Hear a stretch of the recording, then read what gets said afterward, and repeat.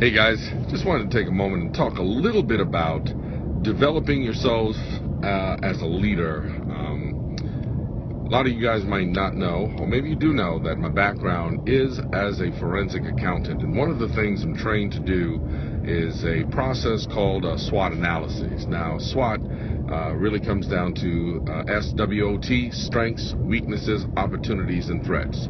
Here's one of the things I've learned, especially in network marketing, that people try to develop themselves by looking at all of their weaknesses, looking at all the things that they do wrong. I mean, and we hear all these things. You got to do this, you got to do this, you got to be this, you got to be better at that, and I'm absolutely all for that. But there's another aspect that we want to take into consideration, and it's worked very well for me, not only in developing leaders, but in actually developing companies when it's done with a corporation. All right, and over the next couple of minutes, I want to try to give you some tidbits that will potentially free you, but give you a better approach to how you build your business. Okay, so the strengths. Look, everybody has them. I have mine. You have yours. The good book talks about every man has their talents. God gives us all talents, and it's true. Okay, but within those we have habits and we have tendencies which in some cases could be weaknesses. Some people have greater discipline and the ability to minimize their weaknesses, and some people don't. Okay, I mean, that's reality.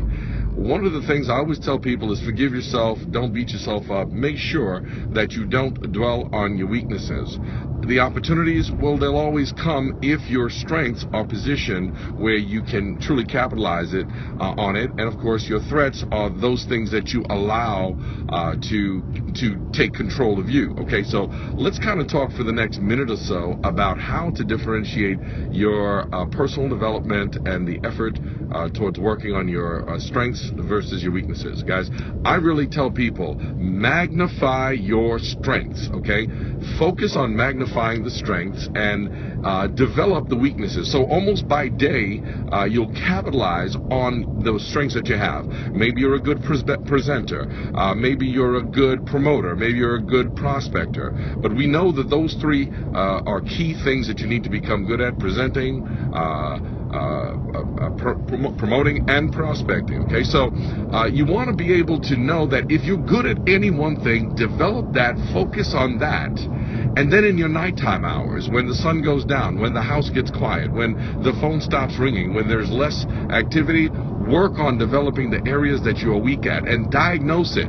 Remember, I always say you can self-diagnose, but you can't self-correct. So make sure to get with your coach and mentor and find your solution. If you need me, look me up on Facebook or any social media, and I'll reach out to you and give you some more tidbits. Have a great day. God bless.